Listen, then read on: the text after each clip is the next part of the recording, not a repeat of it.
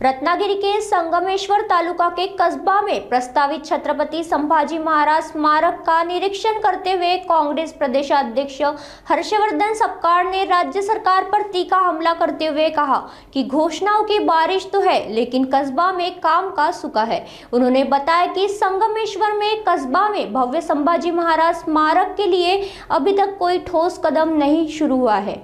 पालक मंत्री केवल घोषणाएं करते हैं लेकिन वास्तविकता में कोई काम नहीं हुआ है।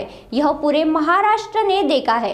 अरब सागर में छत्रपति शिवाजी महाराज के भव्य स्मारक की भी घोषणा हुई थी लेकिन वह अभी तक नजर नहीं आया। सपकाळ ने कहा कि स्मारक के लिए धन की कोई भी कमी नहीं है, असली समस्या राजनीतिक इच्छा शक्ति की कमी है। अत्यंत महत्त्वपूर्ण अशा प्रकारचं एक स्थान असणारं आणि संभाजी महाराजांची कीर्ती ही कायमस्वरूपी लक्षात राहावी, त्यांच्या स्मृतींना, त्यांच्या कार्याला, त्यांच्या स्वराज्य रक्षणाच्या हेतूचं नेहमी संवर्धन व्हावं, संरक्षण व्हावं आणि आपल्याला स्मरण राहावं या अनुषंगानं अनेक शिवभक्तांची संगमेश्वर या ठिकाणी या वाड्याच्या परिसरामध्ये एक स्मारक भव्य दिव्य संभाजी महाराजांचं व्हावं अशा प्रकारची अनेक दिवसांपासूनची मागणी आहे। या मागणीला घोषणा देखील ही सरकारच्या वतीने केली आहे।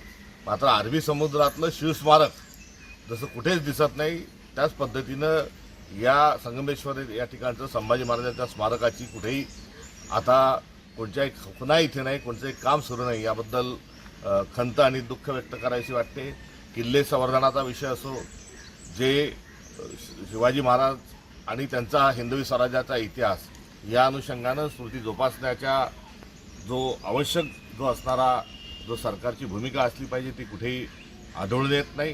त्यामुळे जे मुख्यमंत्री महोदय जे बोलले होते, जे पालकमंत्री बोलले होते तशा पद्धतीने त्यांचा शब्द त्यांनी पूर्ण करावा। अलीकडच्या काळात ते जसं बोलतात तसं वागत नाही हे संपूर्ण महाराष्ट्राच्या लक्षात आलेलं आहे। मात्र या संभाजी महाराजांच्या स्मारकाच्या निमित्तानं तरी त्यांनी दिलेला शब्द पाळावा ही आग्रही मागणी आमची या निमित्ताने आहे।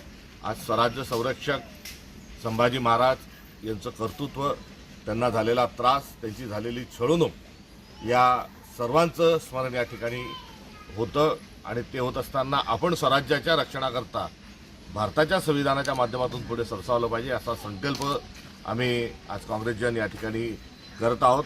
तर दुसरीकडे संभाजी महाराजांच्या एकंदरीत इतिहास आणि त्यांच्या व्यक्तिमत्वाबद्दल जो गैरसमज पसरवणाऱ्या ज्या प्रवृत्ती आहेत, ज्या नीच प्रवृत्ती आहेत, या नीच प्रवृत्तीचाही देखील आपल्याला नायनाट करायचा आहे आणि जो जाज्वल्य स्वरूपाचा स्वराज्याचा संभाजी महाराजांचा जो इतिहास आहे हा पुढे घेऊन जायचा आहे हा संकल्प या निमित्ताने या ठिकाणी आम्ही करत आहोत।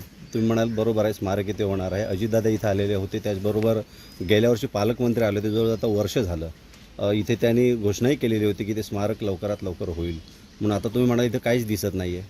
कुठे ज्या झालेल्या घोषणा आहेत, अर्थमंत्री या ठिकाणी येऊन गेले, मुख्यमंत्र्यांनी घोषणा केली, पालकमंत्री या ठिकाणी आले, त्यांनी पाहणी केली। जमीन जागा जी आहे ती देण्याच्या अनुषंगाने कुठल्याही प्रकारच्या अडचणी नाही, तरी राजकीय इच्छाशक्ती कमी आढळून येते। कुठेतरी भांडणं लावण्याची प्रवृत्ती आणि जातीय तेढ निर्माण करण्याची, धार्मिक तेढ निर्माण करण्याची संधी ही सातत्यानं फडणवीस सरकार शोधत आहे। त्यांना